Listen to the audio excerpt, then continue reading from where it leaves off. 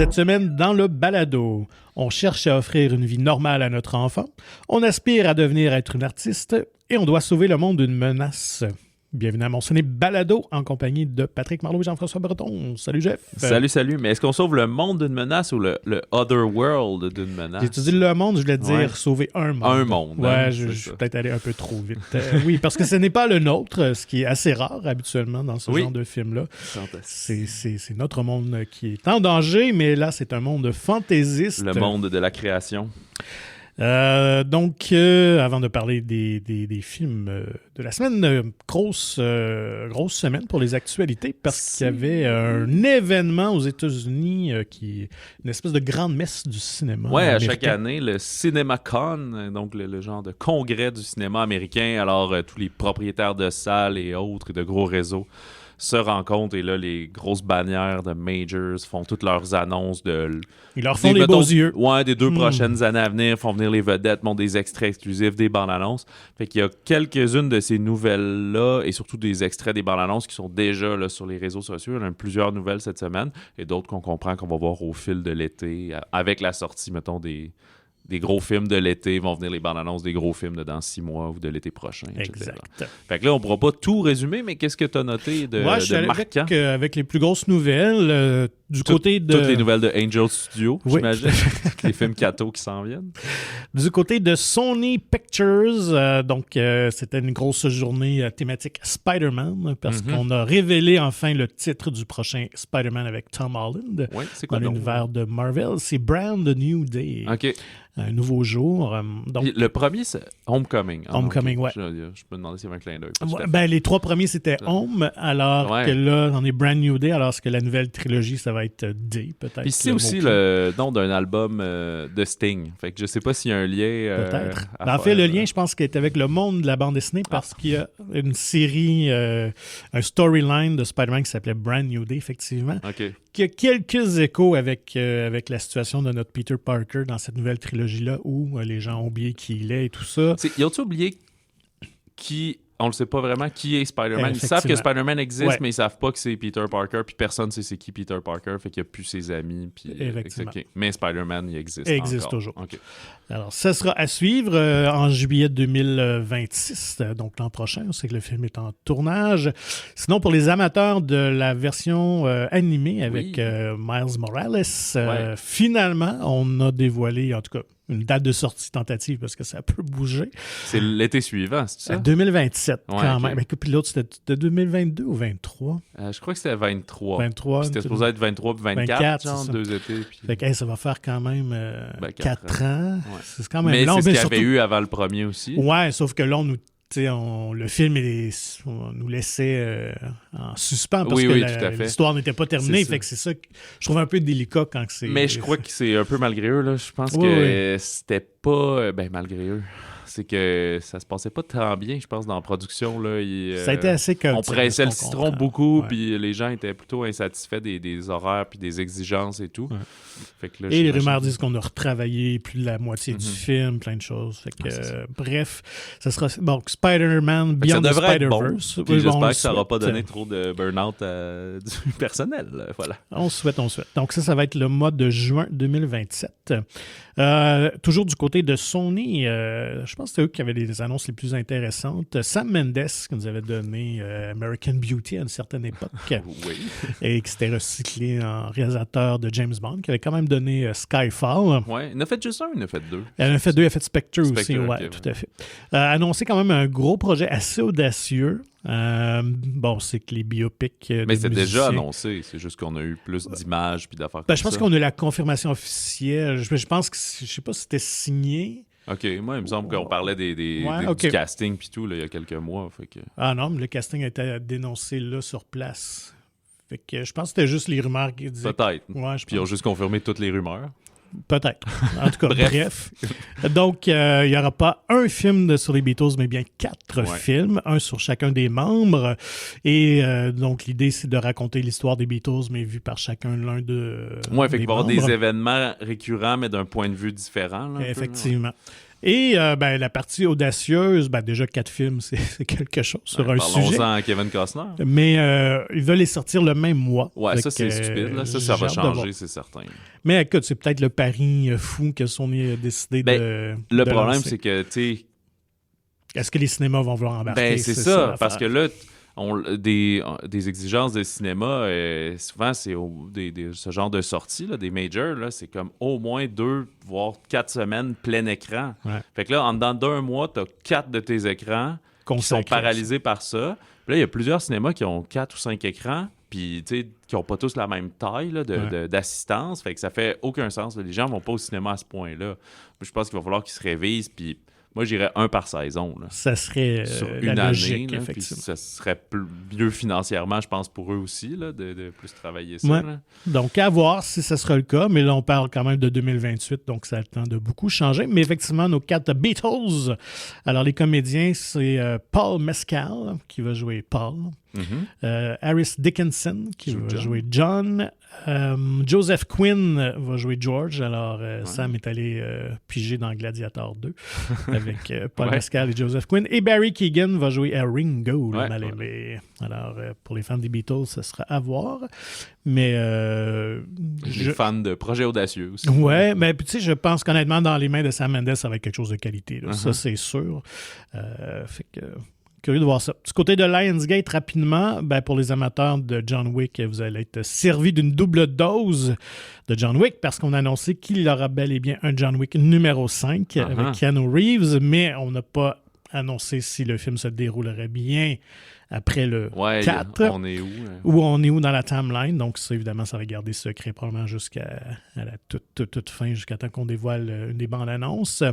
Pour les fans de Hunger Games, on sait qu'il y a un nouveau roman, un 5e roman qui vient de paraître, si vous ne le saviez pas, tout récemment par Susan Collins, qui raconte les premiers jeux de Haymitch.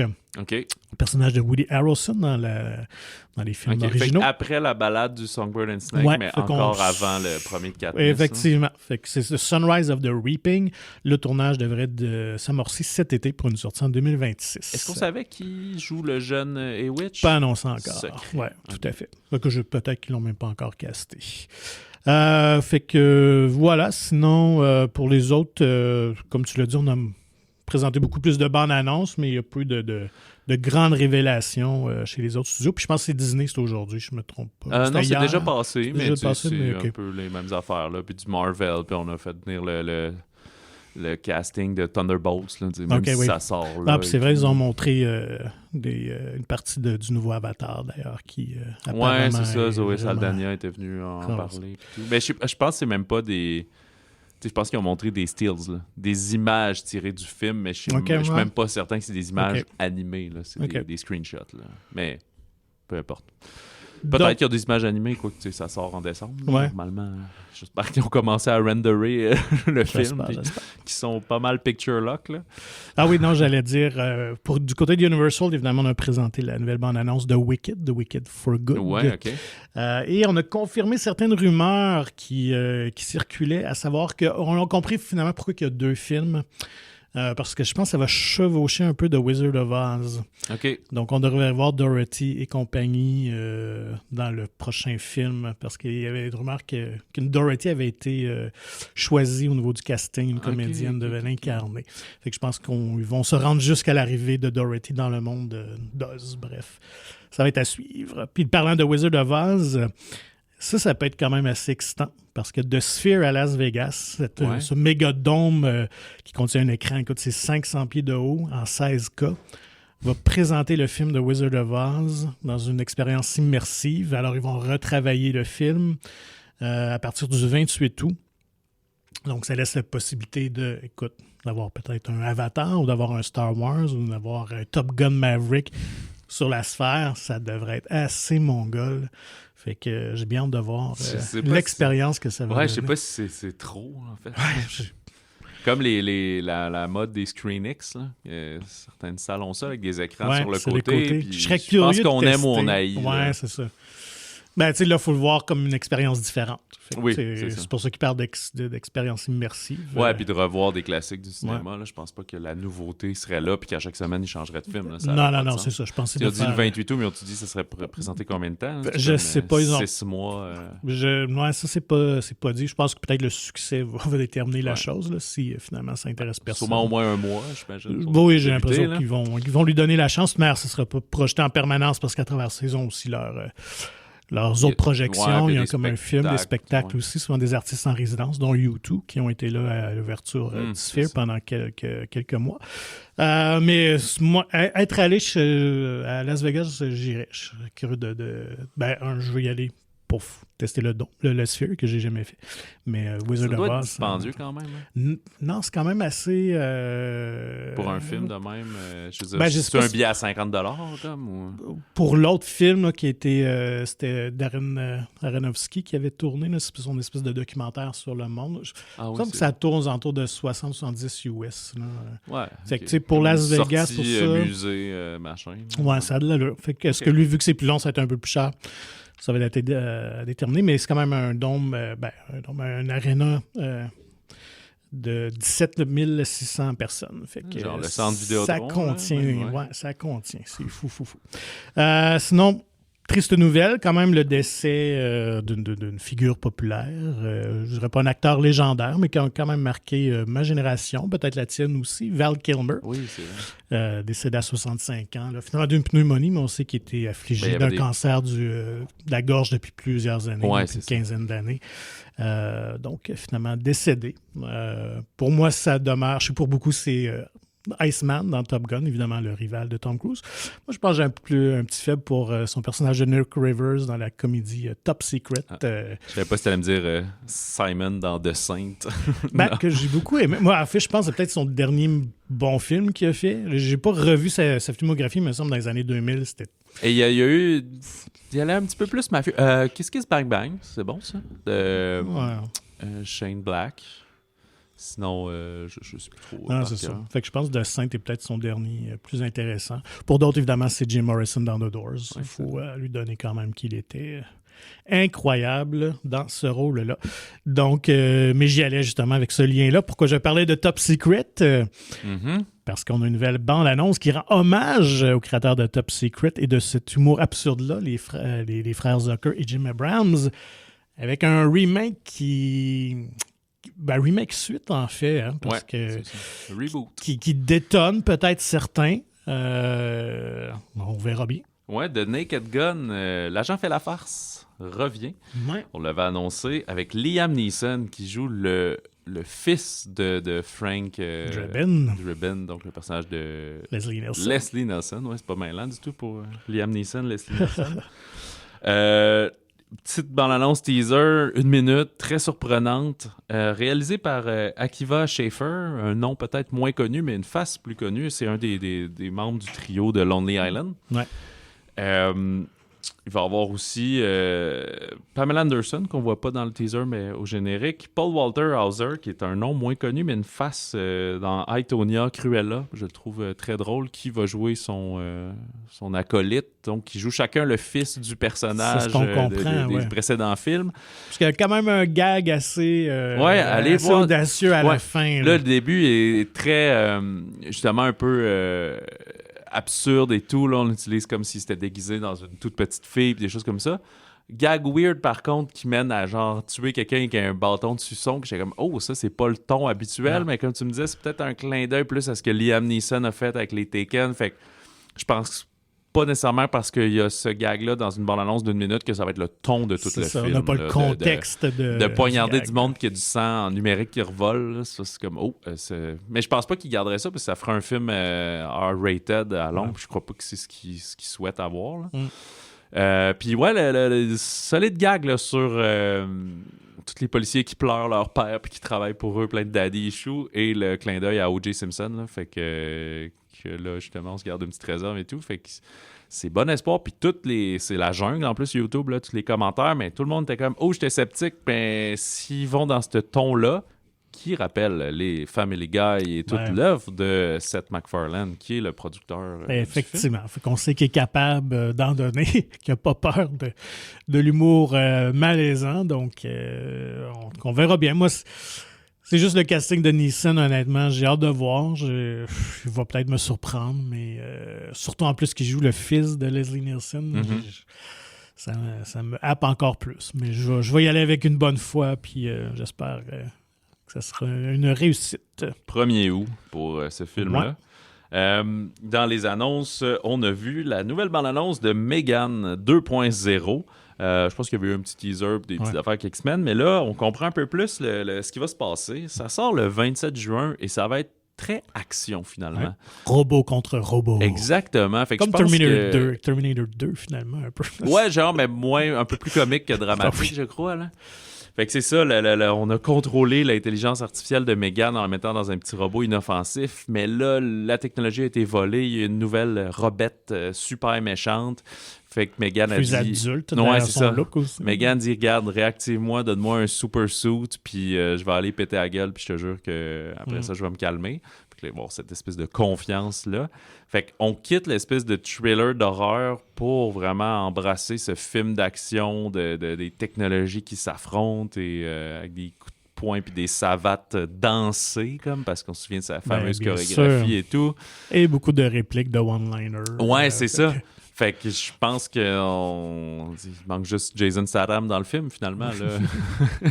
fait que je pense qu'on se cache pas. C'est comme un public différent. Ouais, je pense qu'on va chercher les jeunes, là, j'ai l'impression. Oui, puis Blumhouse n'a pas trempé dans l'action comme ça jusqu'à présent. Fait que moi, je suis curieux.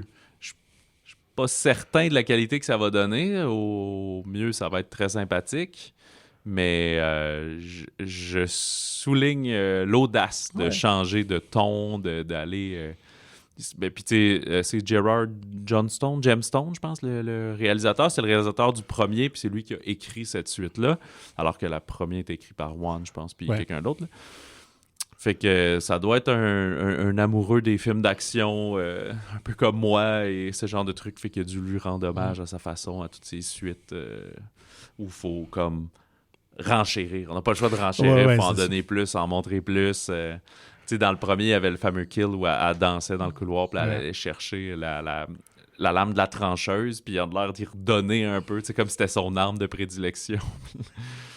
Fait que ça fait un peu même le Alita, là, Battle Angel. Ouais, c'est vrai, tout à fait. Donc, à suivre et à voir quelle sera la prochaine trend de TikTok que le film déclenche. Ouais, c'est sûr qu'on on va essayer. Puis là, des fois, à trop forcer, c'est plus naturel. Là, mais bon. Et petite nouvelle rapide, il y a eu une nouvelle bande-annonce pour Bring Her Back des frères Philippou, qui en dit un peu plus sur ce film qui semble très weird. Mais bonne nouvelle, il va y avoir une version française finalement du film, ce qui n'était pas annoncé au départ. Peut-être que ça paraît évident, mais ils viennent juste de l'annoncer et on est à 6 semaines de la sortie du film. Fait que tant mieux, ça va rayonner un peu plus large, comme l'avait été Parle-moi, c'était ça? Talk to me, alors précédent. Là, ça va s'appeler Reviens-moi, en fait. Fait que, bien hâte de voir ça. On joue avec l'au-delà beaucoup et ramener les morts à la vie. Donc, allons-y avec les sorties de la semaine. Un film, quand même, je pense, attendu par le public québécois, si on en juge déjà les gens présents dans les salles ce matin pour le film de Ma mère Dieu et Sylvie Vartan de Ken Scott. Oui, coproduction France-Québec. On est dans les années 60. Esther met au monde son genre de 5-6e enfant. Là, je sais pas, une famille assez nombreuse. Ouais. Le petit Roland. Et Roland naît avec un handicap physique, ce qu'il appelle un pied beau, là, qui a comme le pied croche. Donc, on lui dit il ne pourra jamais marcher parce qu'il ne pourra jamais se tenir sur son pied. Puis elle refuse ça. Puis elle dit non, il doit avoir un traitement et je vais trouver. Et c'est comme vraiment un exemple de ce qu'on appelle une mère courage là, qui, contre vents et marées, va se battre. Puis même, elle n'envoie pas son enfant à l'école parce qu'elle dit quand il va aller à l'école, il va y aller à pied en marchant, en se tenant droit, bien fier. Et fait qu'on va voir toute cette espèce de sauvetage inusité qui est à peu près la première moitié du film. Et la référence au titre aussi de Sylvie Vartan, qui est une chanteuse pop française très, très forte dans les années 60. Et le jeune Roland, ben, il est comme un peu en amour, puis hypnotisé, puis il adore cette chanteuse-là. Fait que comme il doit être alité extrêmement longtemps, ben, toute sa famille le nourrit de toutes les revues à potins, les apparences télé, les présences télévisuelles, toutes ces affaires-là. Fait qu'il ne fait que consommer du Sylvie Vartan. Il va même apprendre à écrire puis à lire grâce aux paroles, etc. Fait que là, et on se transpose plus tard, où là, le jeune Roland Pérez est joué par Jonathan Cohen. Et là, dans sa vie adulte, alors qu'il est en droit, et il termine son barreau, je sais pas comment on appelle ça en France, il a de la misère à rompre les liens avec sa mère, parce que là, ils ont été tellement proches, tellement soudés à le protéger, puis à vouloir qu'il puisse juste voler lorsqu'il sera prêt, que là, c'est dur de laisser aller, de laisser vivre sa propre vie. Et lui-même va se retrouver aussi à devenir l'avocat de Sylvie Vartan, ce qui a un gros lien personnel pour lui dans la vie. C'est une comédie dramatique inspirée du roman autobiographique de Roland Pérez. Fait que c'est pas une histoire sortie de nulle part, c'est l'histoire vraie, ou du moins romancée, de cette personnalité publique maintenant française. En France, assez connue, effectivement, parce qu'il avait été appelé à faire beaucoup de chroniques sur le côté de la pratique du droit dans les émissions de radio, jusqu'à avoir finalement sa propre émission à lui. Fait que nous, au Québec, c'est moins connu, mais un peu genre, c'est ça. Mais c'est surtout son histoire qui est vraiment singulière, là. C'est assez hallucinant. Quand même une belle histoire, mais quand même empreinte d'une certaine tristesse aussi, sans aller trop dans les détails quand même. Il a quand même vécu des drames aussi. Donc, de sortir résilient de tout ça, c'est incroyable. Mais je pense que tu l'as dit, la force, c'est Ken Scott, évidemment, on ne présente plus aussi au Québec, scénariste de La Grande Séduction, devenu réalisateur avec Starbuck, et puis récemment, c'était Au revoir, Le Bonheur. Donc, quand même, un des cinéastes chouchous du Québec. Un maître comme ça de cette balance entre la comédie, le drame, la fameuse comédie dramatique, comme on dit. Il fait des films très humains, je pense, auxquels on peut se rattacher, effectivement. C'est Leila Bekti qui joue le rôle de la mère, qu'on a vu récemment dans Maria Montessori, justement, là, la nouvelle femme. Et elle était dans Le Grand Bain aussi, elle faisait la coach en chaise roulante. C'est drôle.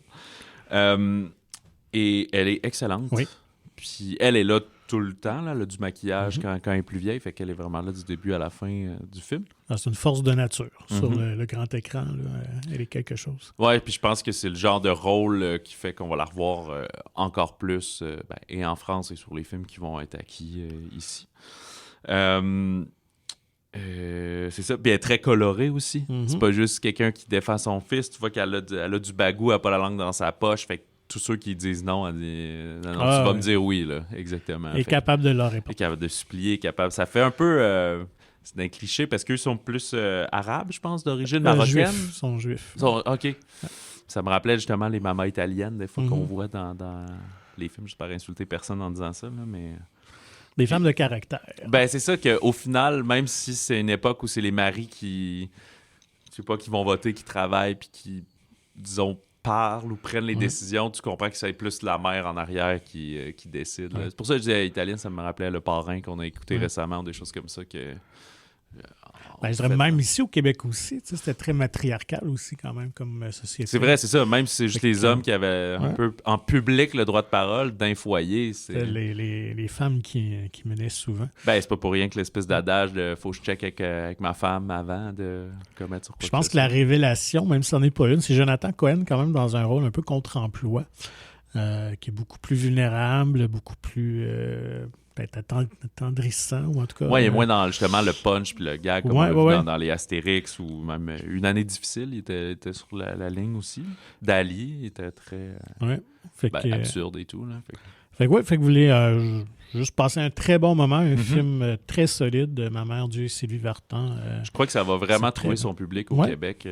Déjà qu'en France, c'est un énorme succès. C'est fou, il a battu Blanche-Neige, qui est un peu en déroute, mais quand même, des fois des majors, même si ça fait pas aussi fort que prévu, ça reste quand même numéro 1. Puis donc, battre la machine Disney pour quand même un film, là on parle pas non plus, c'est pas un Astérix ni un Trois Mousquetaires. Non, c'est quand même tout un exploit. D'ailleurs, on a eu l'occasion, nous, de s'entretenir avec Ken Scott, Scott dans le balado. Oui, ben l'épisode est déjà en ligne, peut-être Ouais. l'avez-vous vu. Fait qu'on discute du processus du film, de comment en fait il travaille en général à l'international et tout. Fait que où il est rendu depuis toutes ces années, si on veut, dans sa carrière, mais aussi du travail sur le film. Puis, fait qu'il n'y a pas de spoiler au film. Vous pouvez l'écouter avant si ça vous donne envie d'aller voir le film ou en vous rendant au cinéma. T'sais. Donc, restons du côté encore plus québécois, mais québécois à l'international. C'est vraiment le mix cette semaine avec Ola Frida de André Caddy, Karine Vézina. Oui, première réalisation pour Karine Vézina. André Caddy, on lui doit aussi Dounia et la princesse d'Alep, qui je crois était aussi en co-réalisation, mais pas avec Karine, avec quelqu'un d'autre. C'est la jeunesse de Frida Kahlo du cinéma animé à l'ancienne un peu. Là. C'est sûr, ça a été avec des technologies. Je pense pas qu'il dessine à la main, mais c'est une animation 2D. C'est Frida, elle a à peu près 6 ans, et là, elle apprend qu'elle a la poliomyélite. Donc, la polio, elle a cause des problèmes avec ses jambes et tout. Puis, elle a vraiment peur de mourir de ça, ce qui arrivait fréquemment à l'époque. Fait qu'elle va se réfugier dans le dessin et la peinture et dans son imaginaire. Puis, éventuellement aussi, quand elle va s'en remettre, elle va participer à la grande course de patins à roues alignées. Ben, en fait, ils sont pas à roues alignées, patins à roues du village pour essayer de faire taire ses détracteurs qui l'écœurent avec sa petite jambe et ces choses-là. Espèce de conte familial, mais un peu biographique aussi, donc sur la jeunesse de Frida, qu'on utilise comme moteur pour, nous la présenter, mais aussi défendre son œuvre un peu féministe tranquillement, là, qui peut-être commençait parce qu'elle se faisait beaucoup dire les filles peuvent pas, les gars peuvent. Fait que c'est cette différence-là.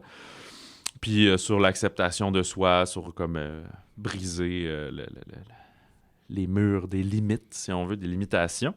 Et on aborde aussi les thèmes là, d'harcèlement scolaire, justement, de ses rêves brisés, de la peur de la mort qu'elle a peur de mourir, la mort autour d'elle également.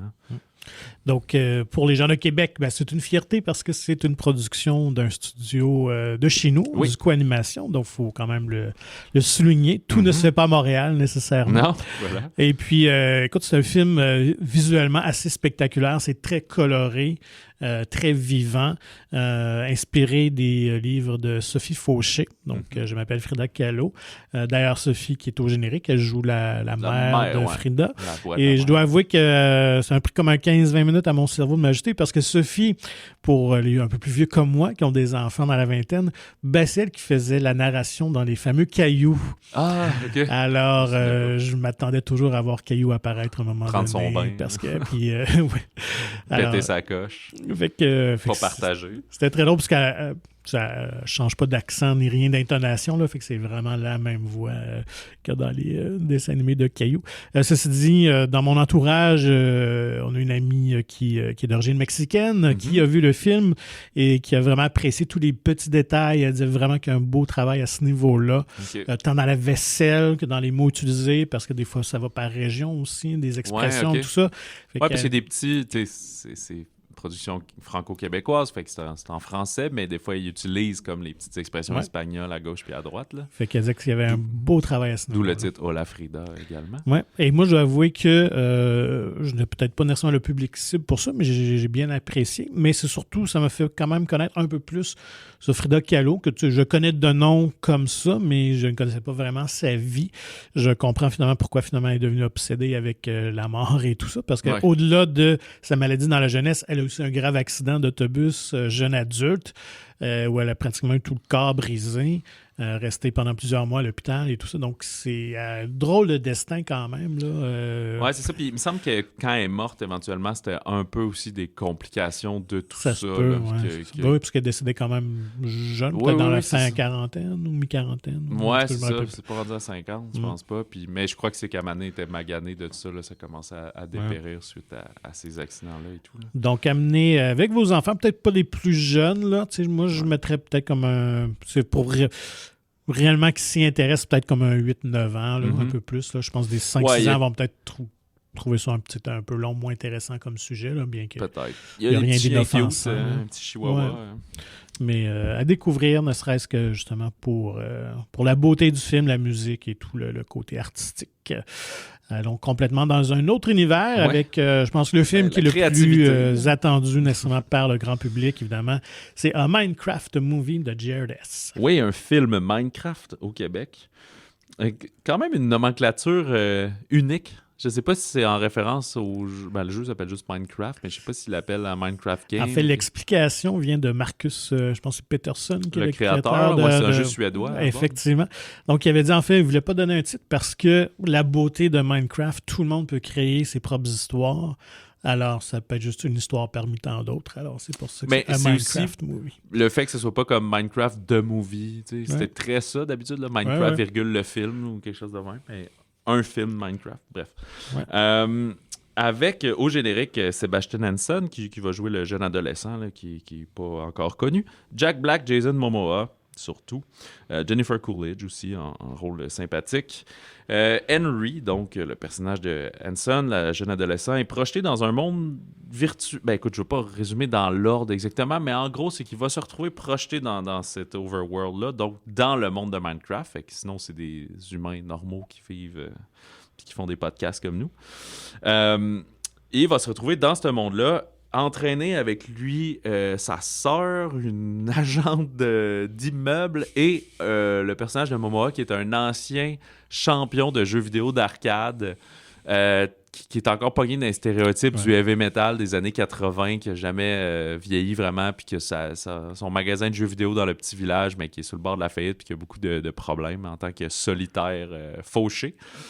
Fait qu'il va entraîner ces gens-là avec lui dans ce monde-là. Il va être un peu coincé là. Et là, faire la rencontre du personnage joué par Jack Black, de Steve, qui, lui, avait trouvé l'accès pour le monde de Minecraft. Et qui était demeuré. Qui était demeuré là, coincé, prisonnier, en fait, un peu à la Jumanji, si on veut. Et ensemble, vont travailler pour pouvoir retourner dans le monde réel, mais aussi empêcher les méchants cochons là, de régner, de mettre leur règne de terreur et de s'emparer de ce fameux cristal-là. Fait que, aventure classique de quête d'objets et de stopper les méchants avant de trouver une solution. Tout à fait. Alors, tu as mentionné adaptation d'un jeu créé par un studio suédois, Mojang, lancé en 2011 quand même, qui est une des plateformes en jeu les plus populaires. Quand même, rapidement, le film, on a voulu transposer ça au cinéma. La première version avait été annoncée en 2014. OK. Avec Sean Levy comme réalisateur. C'était à l'époque où il faisait des nuits au musée. Effectivement. Tout, donc, finalement, tout ça a eu plusieurs problèmes en cours de route. Comme si Ryan Reynolds au générique? Non, il n'y avait personne. Ils n'ont jamais annoncé de comédien. Juste changé d'équipe créative au fur du temps. Et puis, finalement...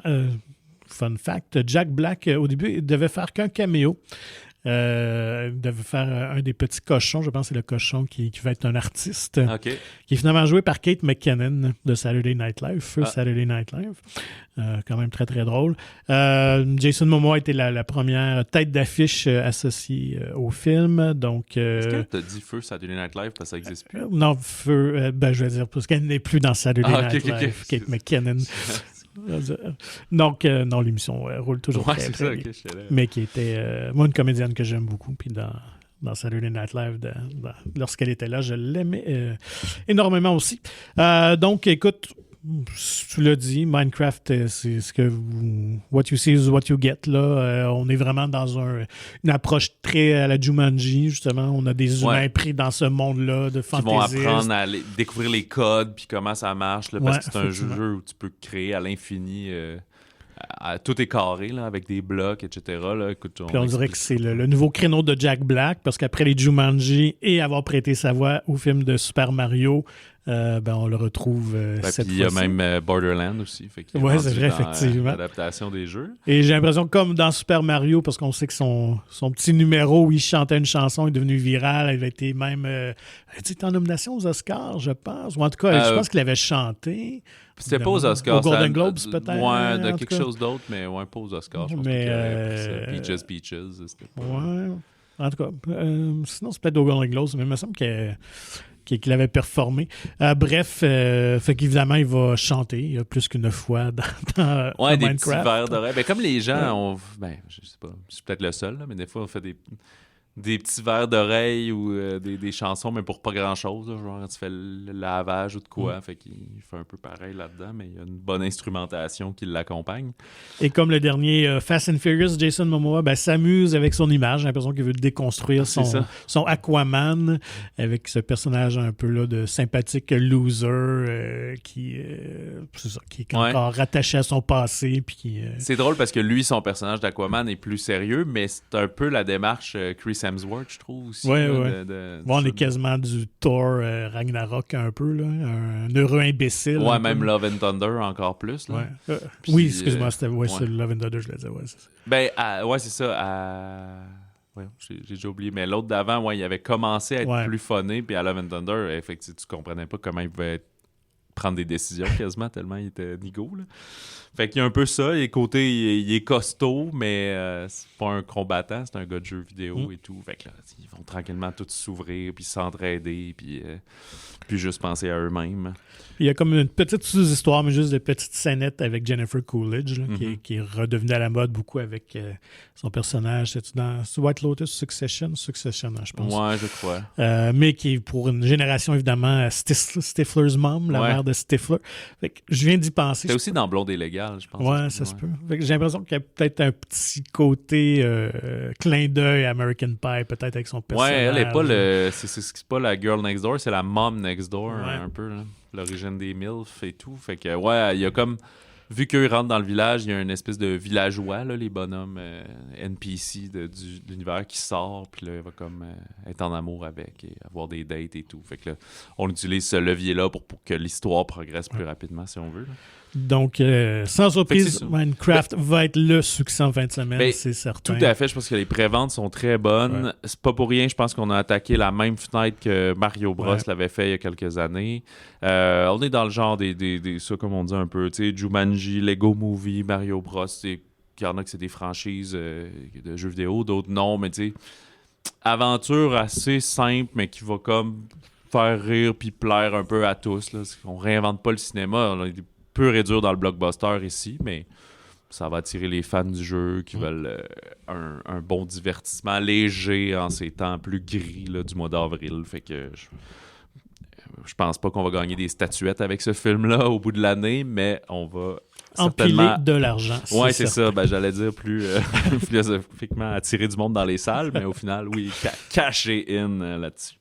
Et c'est clair le film comme tel ouvre pas sur une suite, mais comme tu disais, avec l'univers Minecraft, si ça fonctionne, on va faire un autre film, soit avec d'autres personnages, soit en ramenant ces personnages-là, soit...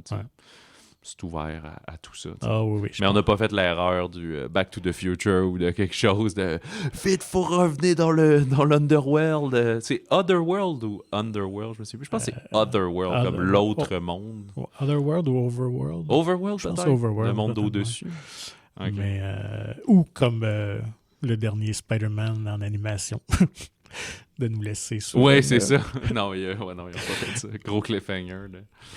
Sinon, autre sortie quand même qui a un beau potentiel. Si vous aimez le cinéma plus d'auteur, mais très accessible quand même. C'est The Friend de Scott McGahee et David Siegel. Voilà, avec surtout Naomi Watts, mais aussi un petit rôle pour Bill Murray. En fait, c'est plus parce que on suit Naomi Watts, qui est une écrivaine et enseignante new-yorkaise, enseignante donc en littérature, alors tout ce milieu UP-là, qui va être contrainte d'accueillir et d'adopter le grand Danois, donc ce chien format géant, de son vieil ami et mentor, joué par Bill Murray, qui vient de s'enlever la vie.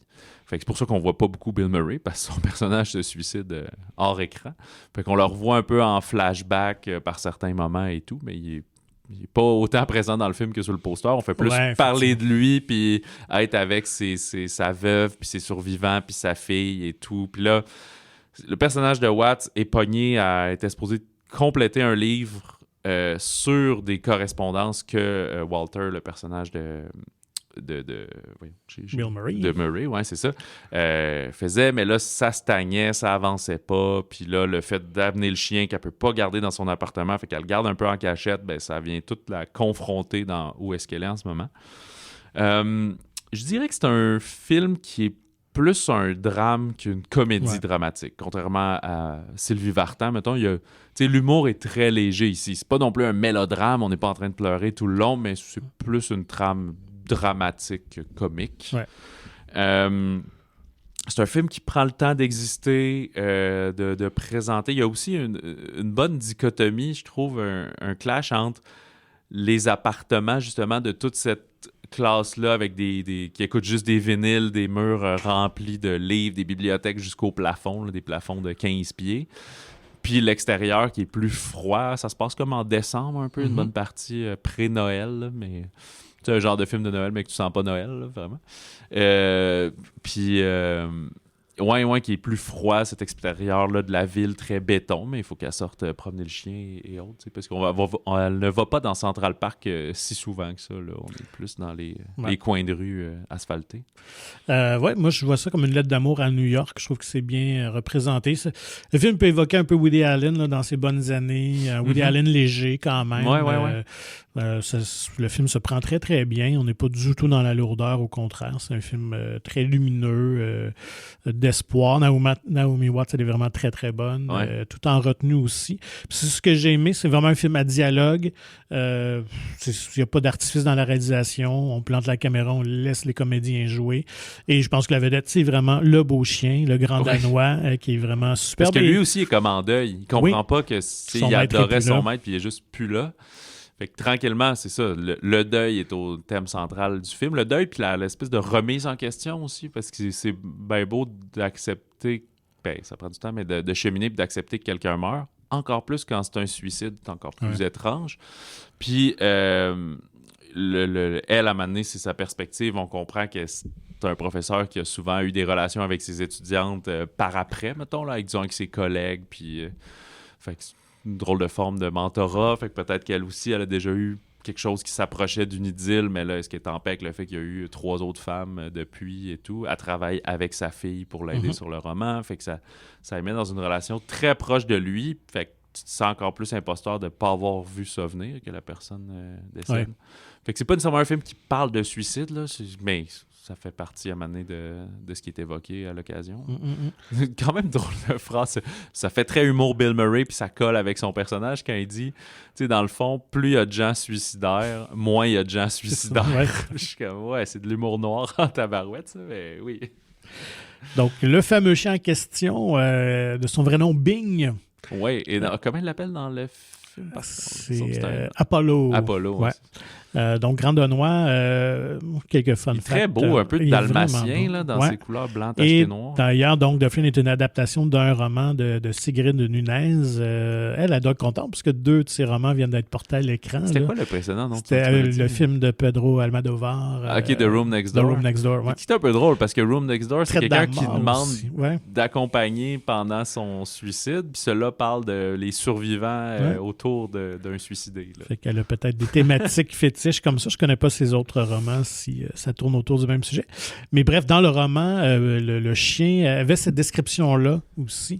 Et ça a été compliqué parce que de trouver un grand Danois avec les taches noires, blancs et taches noires, déjà là, tu te limites un peu. Puis c'est un chien qui est difficile à trouver. Il n'y en a pas énormément. Donc, dans le fond, le spécialiste des animaux connaissait un éleveur de grands Danois dans l'Iowa. Finalement, là, contacté cette personne-là, une femme et tout ça, fait que sur place, a vu Bing qui correspondait carrément à la description du chien dans le roman. Donc, il était âgé 5 ans au moment du casting, mais le film a pris du temps à être tourné, à financer. Il y a eu la pandémie. Donc, au moment du tournage, il y avait 7 ans. Il y a 2 ans que ça s'est écoulé. Fait qu'il y avait quand même un peu un stress parce qu'on l'apprend dans le film que les grands Danois, ils n'ont pas une grande espérance de vie. Le fait qu'ils sont plus gros et tout, vivent moins longtemps que la plupart des chiens. Fait que c'est comme du 7-8 ans à peu près. Ça peut aller jusqu'à 10 ans. Fait quand même, mais juste pour ça, ça vaut la peine parce que je trouve que les réalisateurs le mettent bien en évidence. Je trouve que la façon qu'il tourne, les cadrages avec le chien, c'est super beau, c'est super intéressant. Fait que si vous voulez quelque chose de qualité... contre-programmation un peu. Effectivement. Vous pouvez laisser vos ados ou pré-ados dans Minecraft, puis vous allez voir The Friend. Exactement. The Friend ou L'Ami. qui est disponible soit juste en anglais ou anglais avec sous-titres français, mais il n'y a pas de version française. Et la question qu'on se demande un peu, la référence au titre, c'est l'ami est qui? Est-ce que c'est le chien ou est-ce que c'est elle, là, finalement? Je pense que c'est les deux. C'est les deux, oui. Parce qu'il laisse le chien parce que c'est sa meilleure amie. Fait que... mais qui va avoir besoin de qui au final? Hein? Il y a tout ça. Fait que ça aurait pu, on dirait même quand on le décrit là, t'aurais pu avoir l'équivalent là, très... justement, comédie dramatique, très quétaine. Avec, tu sais, il n'y a pas de scène où il fait prendre un bain, puis là, il y a de la mousse partout, puis là, tout est foufou.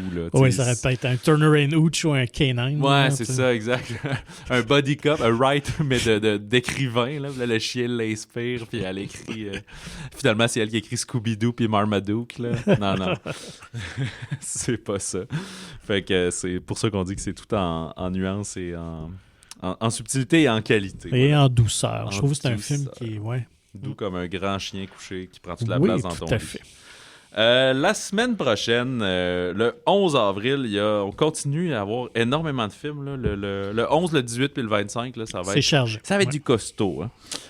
Mais il y a un film de Christopher Landon, lui qui était derrière les Happy Dead Day, qui pique notre curiosité. Drop, ou Trollé au Québec, qui a l'air d'un genre de thriller. Écoute, je sais pas si c'est bon signe, là, mais je dirais un petit peu comme le dernier chez Amalan, là, avec Trap, là. Mais tu sais, ce côté-là qui est pas... C'est pas un film d'horreur, je pense pas qu'il faut le voir de même, mais la madame, elle va passer une date dans un restaurant, puis là, elle se remet à recevoir des drops, là, des dépôts forcés sur son cellulaire qui menacent sa famille, mais là, elle comprend que si elle reçoit ça, c'est qu'il y a la proximité, fait que c'est quelqu'un qui est dans le restaurant, fait que là, qui est-ce qui essaie de la blackmailer, puis je pense qu'il faut qu'elle empoisonne sa date. Ben, c'est de pas vouloir faire ça, puis comprendre c'est qui, puis qu'est-ce qui se passe là-dedans. Fait qu'il y a un genre de très thriller, là, finalement, d'action peut-être là-dedans. Fait que des fois, c'est le meilleur ou le pire. Fait qu'on va le découvrir la semaine prochaine. Ben moi, je dois avouer qu'Happy Dead Day, ça avait été une des belles surprises dans ce créneau-là. C'est ça, qui est plus comédie d'horreur, là, mais oui. Mais je trouvais que c'était très original. Exactement. On va voir aussi Warfare, qu'on devrait prendre l'affiche, fameux film de guerre. C'est drôle, j'ai vu du haut génie puis des grosses déceptions. Fait que je sais pas pourquoi il est autant polarisant. Fait que on découvre ça et on vous en reparle la semaine prochaine. D'ici là, vous pouvez nous contacter par courriel balado@monciné.ca et suivez Magazine Mon Ciné sur Facebook et Instagram. Procurez-vous gratuitement le magazine Mon Ciné, qui est disponible en version numérique ou physique dans votre cinéma favori de la province. Visitez le monciné.ca pour plus d'informations. Sur ça, on vous souhaite bon cinéma, bon popcorn. Puis si jamais vous devez sauver un monde, demandez donc l'aide de Rock au lieu de Aquaman. Ça risque d'être plus facile. Tu te trouves plus efficace? Un peu plus. Plus fort. Il est plus fort, ça aussi.